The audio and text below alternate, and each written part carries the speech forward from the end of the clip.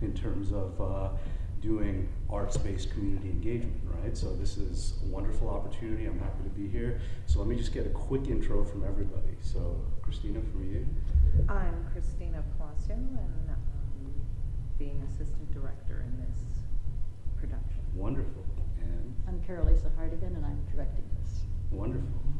I'm Rachel E. Cockrell, and I am playing Private Candle Adam Cartwright. Wonderful. Yeah. Oh, Yeah. I'm Kinnebrew. I'm the, I forgot my title. The consulting scholar. Consulting Is that scholar. what it is? I never really told that. Indeed. I am Amanda Edwards, and I am portraying Lieutenant Anna Matt Clarke. Yes, you are. Well done as well. And I'm Stephen Butler. I'm the artistic and producing director for this production. Wonderful. All right. So, as we have those levels all sound good, let me just make a couple of quick adjustments here. And all right, let's get started. So, I think maybe as you know, when Karelisa and I and Anne first met, perhaps this was discussed with all of you in the sense that this is going to be hopefully as painless a process as possible, right?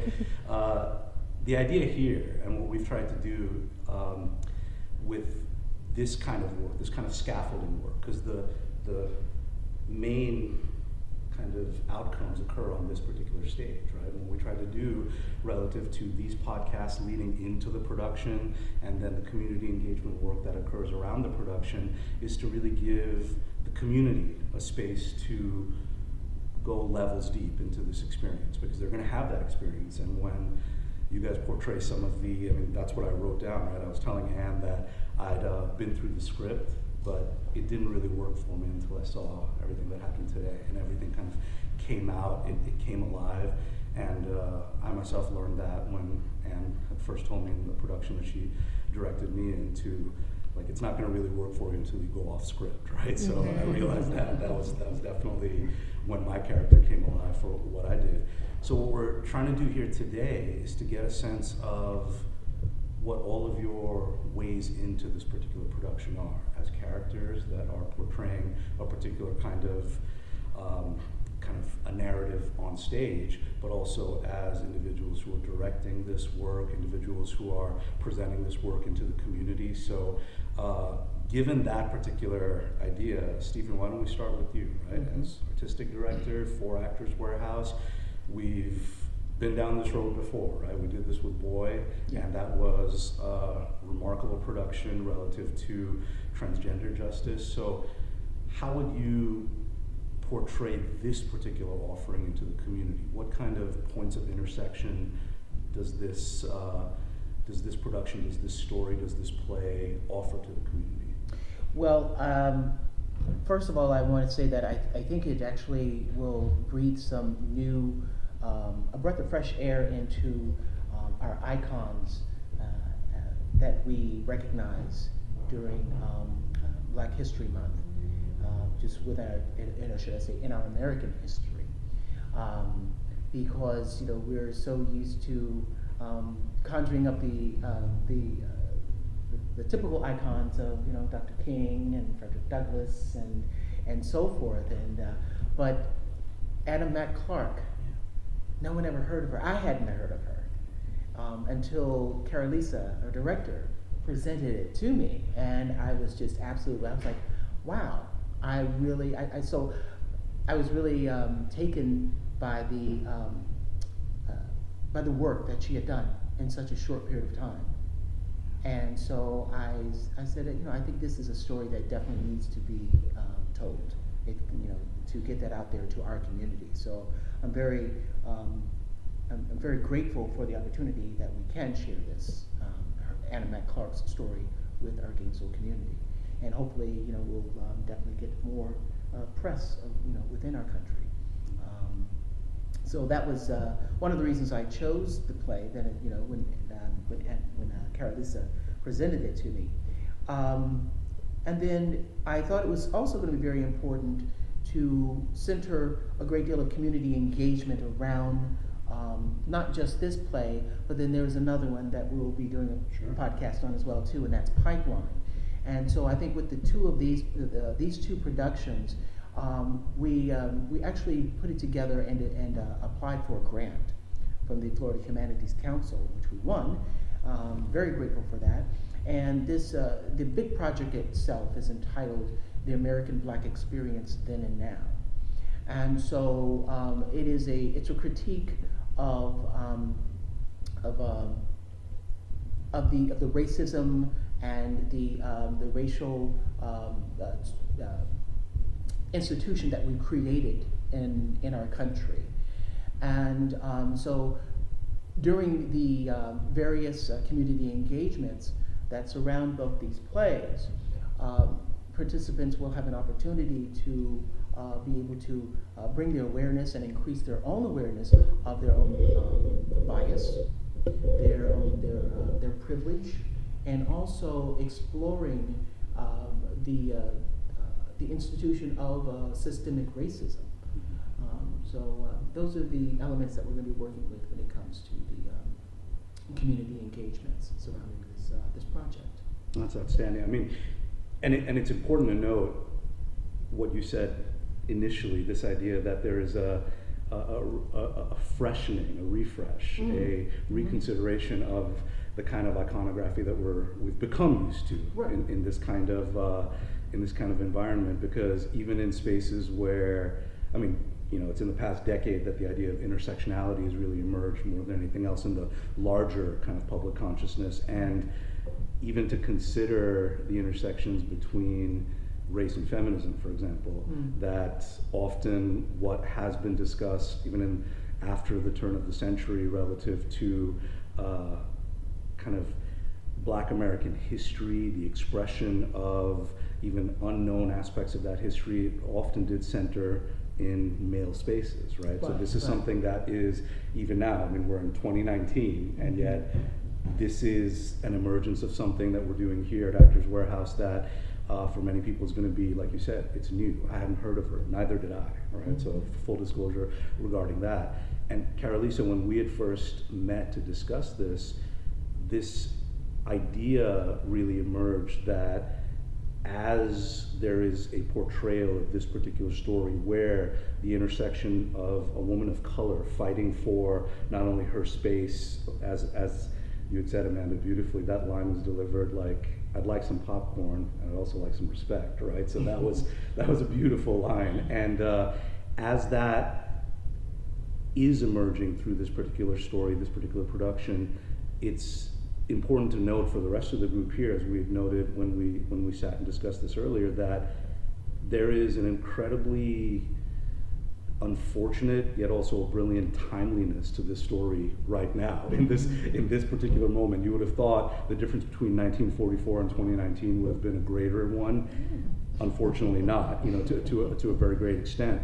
So we had also brought up this idea initially about how sometimes a story that is taken out of the contemporary frame, it's taken out of time. So this is something that is portrayed that's happened 80 odd years ago. It's happening on this stage, and that may make it somewhat a more easily received narrative than something that may be very current and very contemporary. Is that a decision point? Was that something that you chose? And Stephen, you can speak to this as well, in terms of stories that take place from another time frame, from another cultural zeitgeist, but it becomes very important to note that, oh, this is still happening right now. And I've seen that in other productions here where people recognize that in the audience, even though something's happening 30, 40 years removed. So was that something that you considered in terms of this story? When I first heard at the Comparative Drama Conference, scenes are done from various plays, and I saw the scenes and I said, I want to know more about that play. I didn't know about Anna Mac Clarke when I first read the play or looked at the play. But then as I did, I realized how important it was for her story to be told, and I've learned a lot about that time period and so on and so forth, because I really wasn't even barely alive at that time period to think about it. But I have learned about it, and as I said, that one would think with Black History Month and bringing new people in, that Anna's story would be told, but now that's long ago. But it's not long ago. And that's what I find most distressing when I'm thinking about the play, is that every day we see more of Anna's stories being acted out. The other night on TV they had Men of Honor, Carl Bashir's story, exactly the same thing. And in fact, I had to leave the room when they were putting him down. I said, I can't see any more plays where black people are being stormed by military white guys. It was the same, his story. But Anna's story, and I think, and the thing that's mysterious about it is, why does Anna feel this way? Why does she, I mean, everybody says, stay home, do colored stuff, have a family, what do you want to do? And yet she says, no, it's not enough. She keeps thinking about that dream that Bethune-Cookman gave to her. And we discover by the final scenes that her standing up and being heard made a difference. One person can make a difference. Mm-hmm. And Anna's story made a difference for the military. Colonel Dyer says, I understand what you're saying. That's a big moment, because he changes things, and things will change. It takes a while, but there are many stories, but still Anna had the courage to stand up, and it's good to see a woman of courage who's a leader. Right. And the community thing will be honoring women who have come a long way. And again, this is 2019, and we've waited for this, but here is Anna in 1941, 1944, standing up and making a difference in her world and in everyone's world, because everyone has to recognize what she's doing, what she's done, and who she is. And when I tell people I'm doing this play and it is about the story, almost everybody does, oh, I didn't know that. This is something I really want to see, because we didn't know about Anna Mac Clarke. Right. If you happen to be in Lawrenceburg, Kentucky, you can see the memorial to her, but we're not there. Right. You know, and we think of other people. So it was the individual standing up and making a difference is what I really wanted to get her story out there. And I think it's also important to point out that Anna, the driving force for Anna, as well as many other black people of her time and even before her, was patriotism. Mm-hmm. Yes. That's what was driving her. I think it was one of the things that was really driving her. It was her patriotic passion. She felt it was just her duty to serve her country, as well as I said earlier, as well as many other black people during her time, as well as before her. My father is a military veteran. He was in the Korean War, and I hear him telling me stories. I hear him, he shares his stories with me, and it's interesting because it's like black people in this country were put in the position of, like, okay, well, we'll put you in the military, but you won't. Here are all these restrictions. Mm-hmm. The same way that it was back home here in the States. Here are your restrictions. You're second-class citizens, but even to fight for your country, you were still given. There was still certain amounts of restrictions of what a black soldier could or could not do. My own father was a military police, but did they give him a gun? No, he did not. Wow. And he couldn't arrest white officers either, white soldiers either. So it was just one of those things. It's like, and I think that it's a part of our history, and I think that's one of the things that we have to remind ourselves of, the injustices that we've done to people in our country, whether it be the black person or the Japanese or the Latinos, what have you. We've done an injustice to just about everyone in this country. So we just have to remember these stories, and also recognize that, like I mentioned, the patriotism, Anna's patriotism, her patriotism was just as real and sincere as her white counterparts. And so that's exactly what we have to remember. It's being able to honor everyone's patriotism and where they are and serving the country. Yeah, that's well said.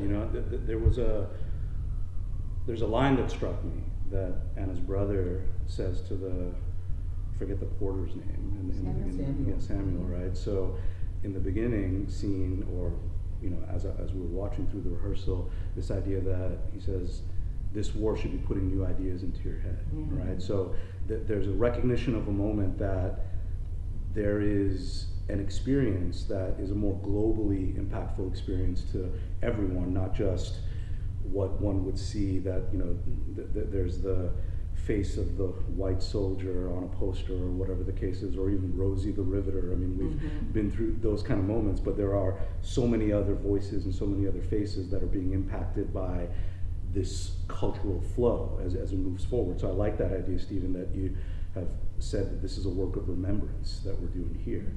So, Kristina, for you, in terms of finding your way into this production and how it has impacted you, what it touched in you, or whatever intersections it made in your own consciousness for you to be committed to this work, how did you find your way into it? Well, like, I think everybody here, I had never heard of Anna Clarke, and it was really fascinating to learn about her and again expand the usual icons that we honor during this period of time. And I'm sure there are many more that we haven't heard about. Learning about her, learning about the Wax, and what they were doing and what the championing was. There were certain lines in the play. Okay, let me go back for a second. One of the things that I've enjoyed about working with this is that we're talking about history, and yet we know that there's a lot of people believe that, oh, we're beyond this kind of racism and we're beyond discrimination now. And what I'm hoping is that people recognize some of the parallels with things that are happening today. As people were saying, one of the things I was just thinking about as we were talking was the incident that happened recently with the Native American older gentleman who is a veteran, with the young people who were privileged young Caucasian young men standing in his face, and I'm going, the disrespect that they were showing this human being just because he was different, and also a veteran, again, someone who went to fight for our country, and yet they were showing that kind of disrespect.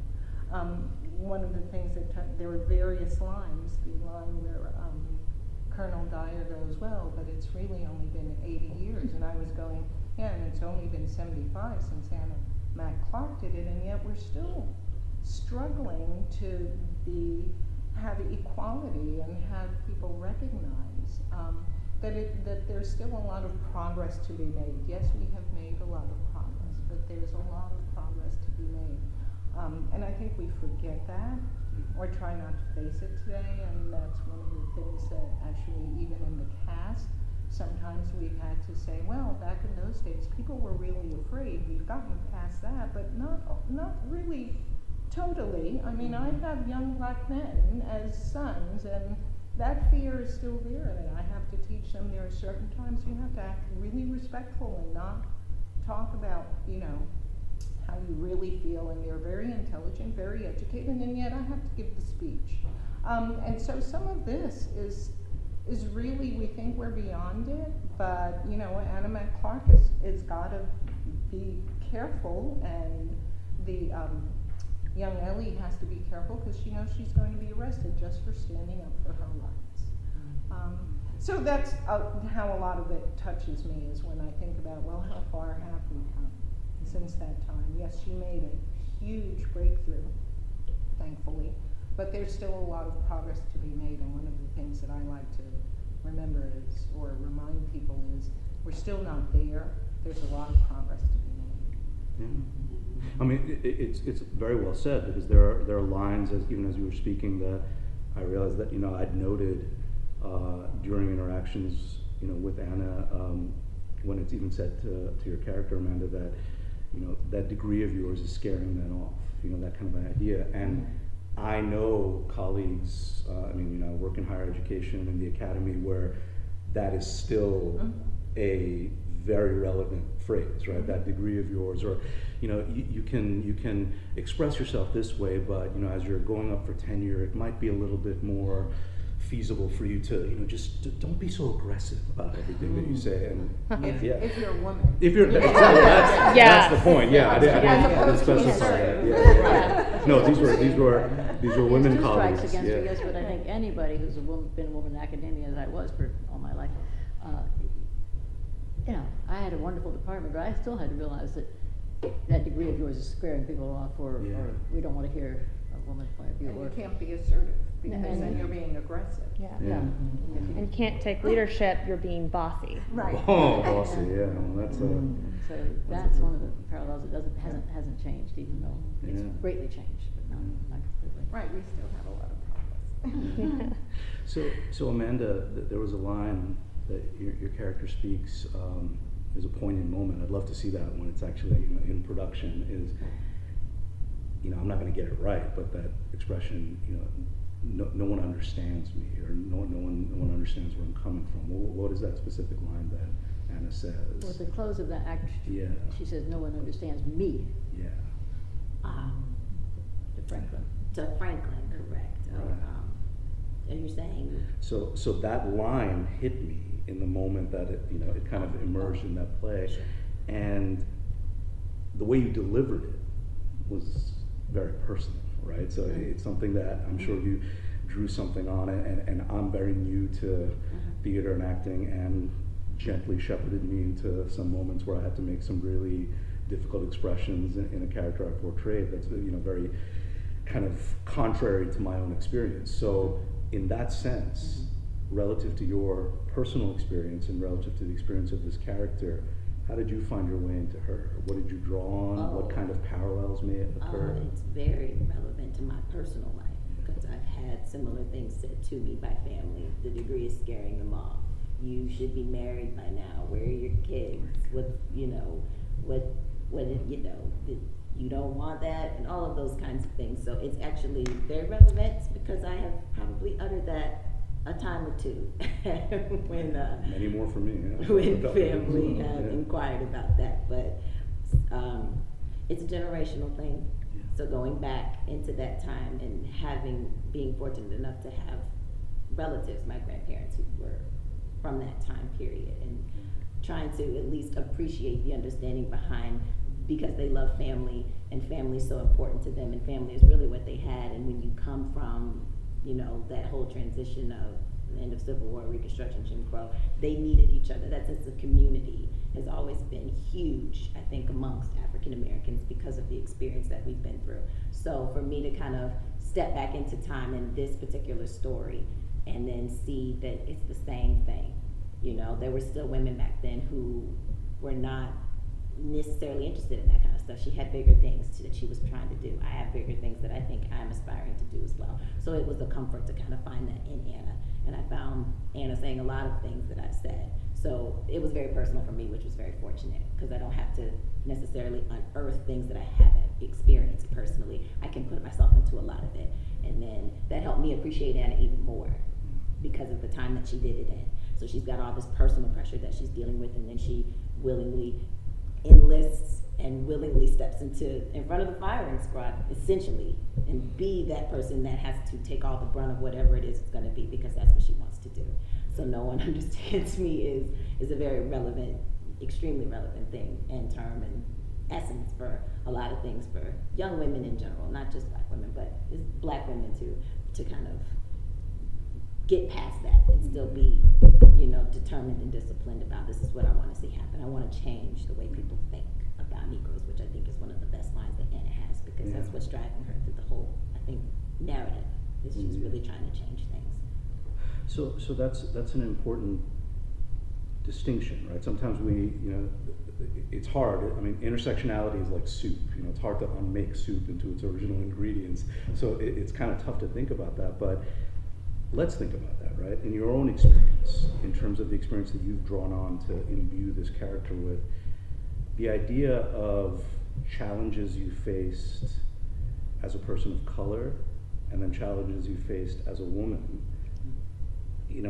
how do those two track together, in terms of the path, in terms of it being used? I mean, as a person of color, I can say that there's definitely certain challenges that I've faced, and there's certain types of expressions that have made to me, and especially, mine is a background of being Indian and then Indian American here, and you'll get by okay, because Indians are more like white people, like I've received that kind of thing, and not in the 80s and 90s, in the early 2000s, or you talk white, so you'll be okay, you'll be able to move forward in whatever you're doing, but that particular idea, it's a kind of a trite question to ask, but let's just ask you, what have you found that's been more challenging? Is it as a woman? Is it as a person of color? And of course, there is the intersection of both of those in terms of your progressing in your own path.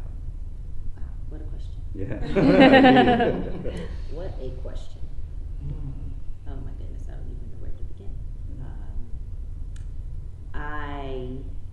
For me personally, I know there's this thing where, the one said it, so that must be what the narrative is for all of us. If I say it, then that's what no, I'm not even about to do that. It's one of the things that I think personally I try not to project. I always would say this is my personal opinion. I would never want another black person to speak for me, and I would never want to speak for another black person. We are not a monolith. No. So, for me personally, I think it's what you can see, and it's the first thing you see. You're not gonna say, oh, that woman white is a white woman. We'll try to figure you out, but it's not gonna be guy with beard and might be from Asia, no, Indian guy. So it's obviously what you're gonna see first. That's how you're gonna identify it. And so that's kind of what I have tried to, when Anna said I wanna change the way people think, I wanna change the way people think. I will not pretend that I had a hard life growing up. I was very, very fortunate that education was imposed on my parents, and they did the same thing for me. And they understood the value of it and the mobility that it created. And they understood as well, typically being the only African Americans in the room with white people, that they're gonna think a certain way about you, and we letting you all in a little bit. These are the kind of conversations we have with one another amongst the community. So I hope I'm not breaking code. I'm not breaking code. Right, I'm not breaking code, but the code switching that you see at the beginning, where it's, yes, the boss, how you doing, boss? And then he's very educated, he's very smart, he's very wise, very astute. We have to do that balancing act. Sure. That's something we as black people just have to do.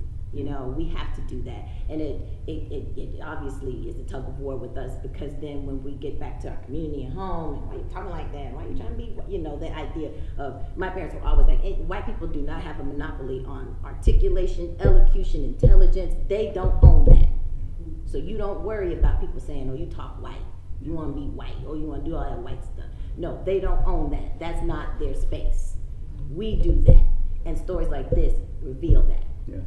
It's important that it was a small act that she took to just not move, Sometimes we think people have to do these grand things and breaking down. No.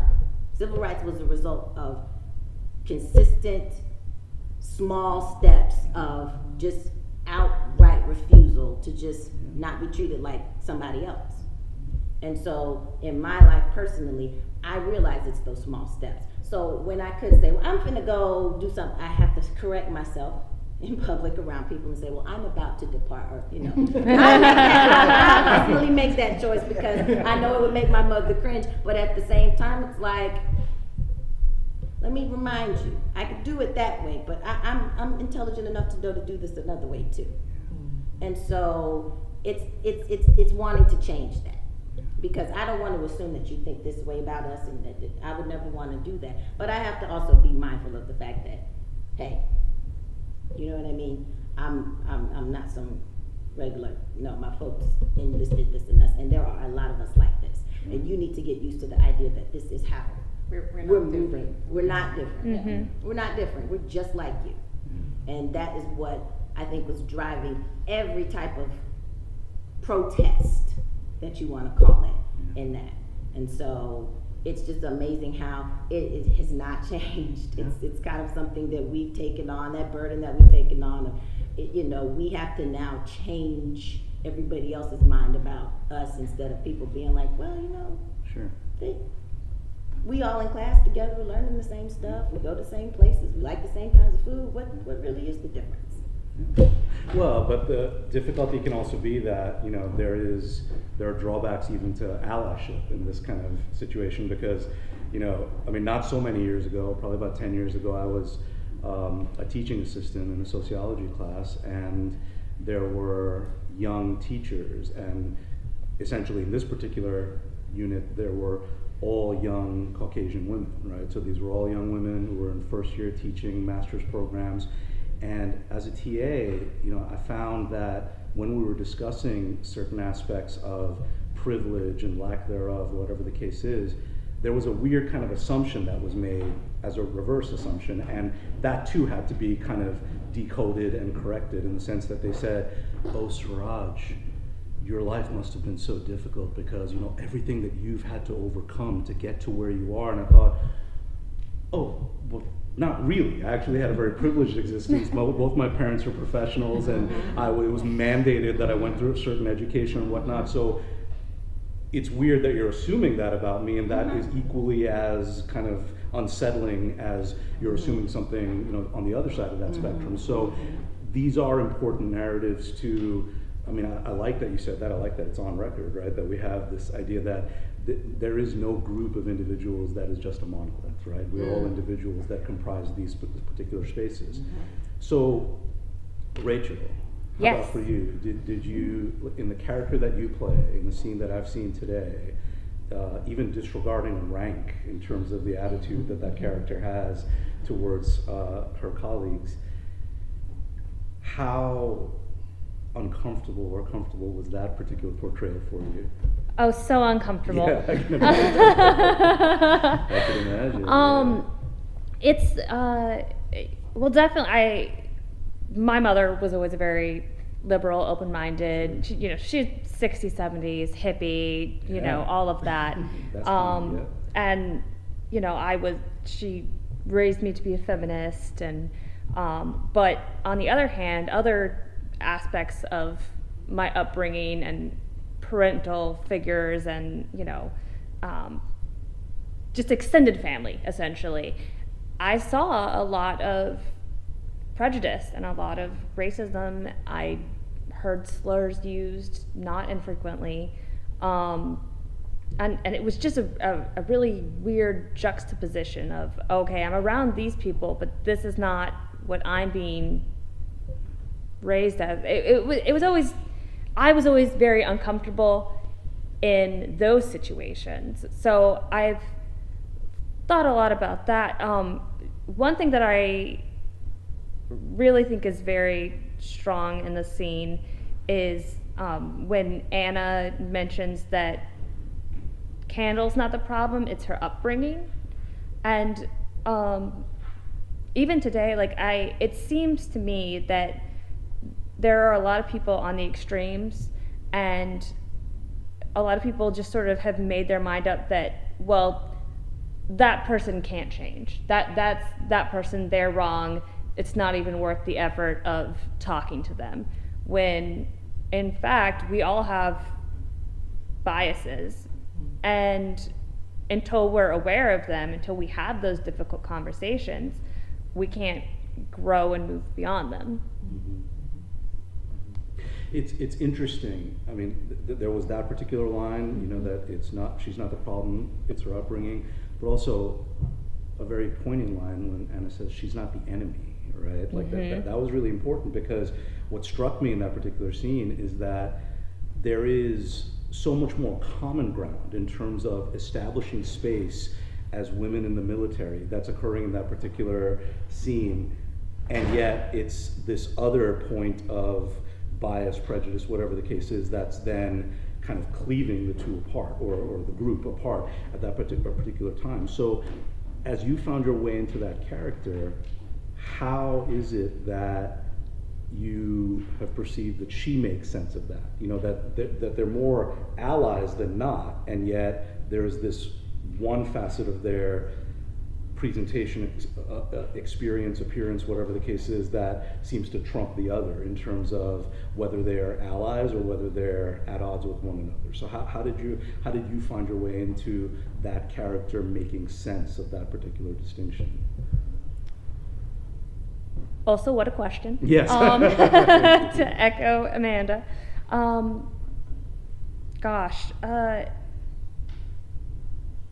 I guess I sort of, I have a podcast I listen to that talks about Buddhism in the secular sense, and one of the first episodes I listened to talked about how important it is to know there are things you don't know, And she doesn't really get that. Candle, these things are not opinions to her. These are facts that were instilled in her by, very important people in her life growing up. Her father, who was her, only really parental support system. She's apparently seems like a well-to-do family since they know the editor of the newspaper, the mayor. So for things making sense to Candle, I just have sort of approached it with that sort of aspect of these are facts to her. She believes this 100% because she's grown up in this bubble, and it's as she says, she doesn't know any other way how to live. So for that, I think that really helped me with that aspect of the role. Indeed. I like that. You don't know what you don't know. Mhm. That's kind of that's an important perspective that not a lot of people are necessarily aware of. All right, so as we kind of round this out, because all of your expressions have been really very important in terms of scaffolding, like what the purpose of this is, to give everybody in the community a sense of here's what you're coming to experience. Let's talk about intention, right? And let's just be very forward with it. So Stephen, back to you, and I'm going to kind of split this between the artistic director, the program director for this particular production, and also our resident scholar. Is that what it is? You're the scholar for this particular. Is this your scholarship? Is Would this you like Anne? to see my degree? Yeah, you're going to see your degree. Carry it with me. Yeah. So you're gonna frighten men off with that. Yeah, oh, wow. And that is That's right. it. Yeah. There we go. But beginning with the two of you, especially because this was something that was applied for in terms of funding, there is a particular intention. What do we want to see here in terms of this opening up into the community as part one of two productions that are occurring? What kind of shift? I mean, the beautiful expression's already been made. You want to change or not even just change, but expand the perspective of what it means to acknowledge Black history, in one sense. But what do we want in terms of Gainesville, right? I mean, this place has its own legacy. Right. We have this whole push here in terms of the legacy issues that we want to address in this community, Right. which is code for the blatant racism that's affected many individuals in this city. So Yeah. what do we want to do for Gainesville? Well, I'm hoping that this project is going to be a part of the bigger picture of what we're trying to do here in Gainesville. Back in November, I was very fortunate to be a part of a group of people that took a bus trip to Montgomery, Alabama. Whoa. And we visited the Legacy Museum, which was established by Brian Stevens, who is the leader of the Equal Justice Initiative. And we also visited the Lynching Museum, the Lynching Memorial. And so the reason why we did that, this was it was a group effort by the NAACP as well as the United Church of Gainesville's Racial Justice Task Force. And so on that trip, there's this, the bigger project is what we've entitled it as Truth and Reconciliation. Mm-hmm. And so our main goal is to want to be able to heal the wounds that have been built up in this country. And just in our community, we're going to start with our community, I should say, just in our country, but in our community. Acknowledging the truth of the racial injustice, inequities that surround people in our community. Also to really take ownership of the lynchings that have happened in our community. And part of that, part of the truth and reconciliation goal is to be able to bring home that plaque, for the lack of a better word right now, I can't think of the correct term for it, but there's a plaque that has all of the names of individuals, recorded names, that have been lynched in Alachua County. Wow.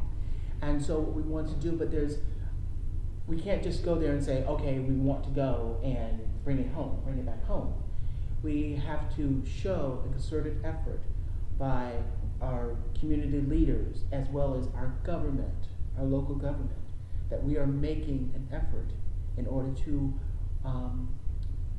do some reconciliation on our part, and then be able to say, okay, then they will say, well then, Alachua County has done what they need to do in order to continue to build community, and then we'll be able to, so to speak, bring that memorial back home and place it in our, in our community, and once again, continue to spread the word of that, or should I say, bring the awareness to, continue to bring the awareness to the injustices within our community.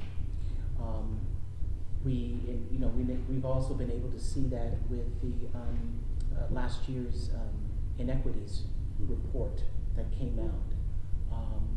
That was a huge eye opener for me. I had always heard little statistics here and there about Alachua County and the inequities surrounding people of color, but that report really gave it some substance, and it really stood out for me. So I think that between that report as well as the initiative by our community leaders, and this is very well supported by our government as well as our current city mayor, to really bring some what should I say? I'm trying to say peace and healing around all of this. Right. It's beautiful how you mentioned that it is important before those names, before that acknowledgement can be brought here, that something must be shown, something must be established, a space must be created. So, Karelisa and Kristina, for you both, and as well as I know you have these specific perspectives, and why this particular endeavor? Why art? Why theater? What is it about this particular approach that can honor and create such a space, as you were saying, Stephen, that we create this understanding, we create this compassionate outlook, we create a receptivity to these things. Why do it in this way rather than just have a town hall meeting, right? Of course I'm cynical and I'm being purposefully so about something like that, but especially in an academic town, that's been done quite a bit. So why is this different? And again, I'm cheating because I know the answer to this, and I have a very particular like favoritism to this. But why is this important? Why is portraying this? I'm classicist and taught Greek drama all my life, 40 years of Greek drama, and Greek drama was done for social reasons. It was connected to what was going on, even openly as in Aeschylus war plays, or less directly, even in the comedies. So it turns out that I was talking with Anne the other day that a lot of this, when I do theater, I think of theater as a way to express things and get ideas out there through art rather than lecturing or reading or God knows, I've all heard enough of those. In the plays that I've done over the time that I've been directing here, a play about hospice care, a play about and the commander is America Ready for a Gay President? The kind of social, I looked at social issues through the plays that I choose to direct, and so this one fit, again, perfectly into that scheme. But I think of, I did arts and medicine for years, so I think that one very good way to get people to think about other things is through drama rather than talking at them. let them watch, let them see, let them understand what's going on stage as a mode to saying this is what needs to be heard, this is what needs to be, and it's easier to hear when you're seeing a good play well done Yeah. than it is to listen to yet one more lecture. Very well Yeah. said. I think of, adding to that, it's just that theater spaces are places where you get exposure to The things sacred that you might places, not too. otherwise see. It's, and safe, because you're Yeah. not coming for a lecture, you're coming to see a show. And so within that show can be hidden all kinds of messages, or no messages, and people are in the theater enjoying it in the company of other people who may or may not be like them, because a theater is a place where people from all walks of life are going to come and enjoy. And so I think that's one of the things that this theater tries to basically make sure that that's what's happening within this theater, that it's a space where you can. I was leaving here just the other night, and some guy walked by who may have been a vet, may have been homeless. And he just said, "Well, I've never been here, and I thought about coming." And it was like, "Yeah, Wow. you should come on in for one of the shows." And I told him the show times, and it's a gathering place for people to feel safe with other people they don't know, may not agree with, and they're all watching the same thing and hoping and seeing the same show and hearing the message, and how do you take it home and discuss it later. The last scene in the holiday show that we did, the Christmas truce, some of my veterans came, and they were so deeply moved afterwards. I said, that is the message we want to take away from here. Yes. Very well Their said. own experience as veterans. That's beautiful. All right, so to bring us home, Amanda and Rachel, without any spoilers going out relative to what this story is really about, how it ends, all of that, give us one idea of what you would like, as Kristina was mentioning, people who come here to share in this experience. It's a collective consciousness that is formed. So a lesson in terms of the turn in each of your characters, right? It's already been said about Anna, like one person can make a difference, right? Karelisa said that, so that's a beautiful one. But from your perspective, Amanda, what would you say is a takeaway that you want people to come away with relative to your character? Yeah, it's one of those questions. It's a, I hope in my portrayal of Anna that, and it was touched on earlier, this is, as much as this is a story that is powering through the intersectionality of race and gender, even some, region areas, being from Kentucky and Yeah. people being from Ohio, and these, she goes to California, and then she's in Arizona, and all of that. I hope people will come away with this from the sense of it is ultimately an American story about freedom. This is freedom. This is what freedom looks like. This is freedom in action. It is a freedom of expression. It is a freedom of thought. It is a freedom of will. This is not something that, she's taking on because she wants a play to ultimately be done about her 80 some odd years later. yeah. This is what everything, all the wars, all of the fights with elected officials in government, the military establishment, all of it is about freedom.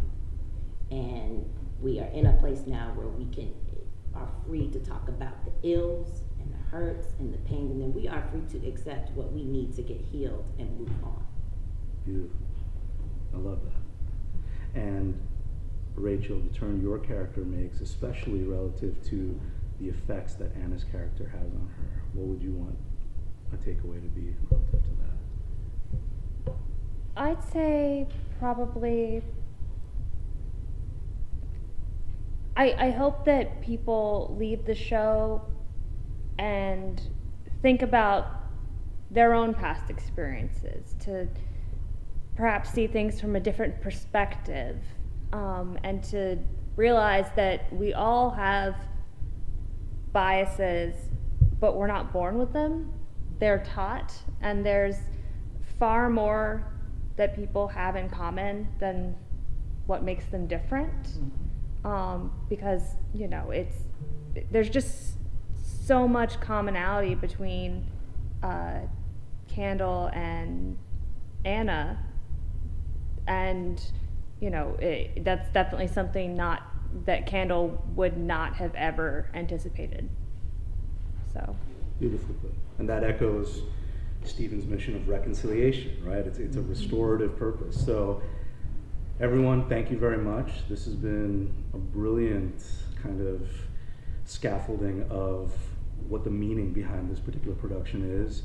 I, for one, can't wait to experience several times this show.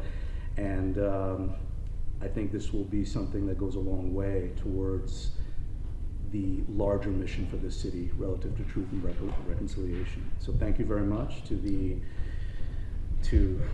artistic director for Actors Warehouse, all the way to the characters or the actors that are playing the characters in this particular play. Karelisa, take us out. Give us an idea of what this, again, the title of this production and when the opening night is for this. It's the colored door at the train depot. Yes.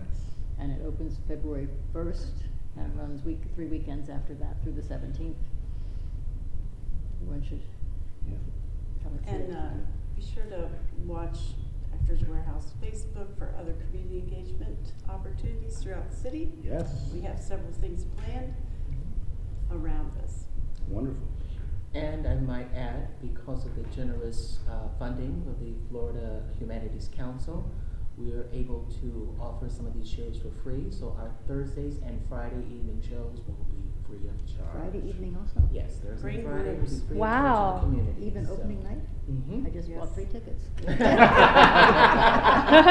And we thank you. And that's important. The mission of Actors Warehouse is also Yes. access, right? So Yes. that's wonderful. Thank you very much, everyone.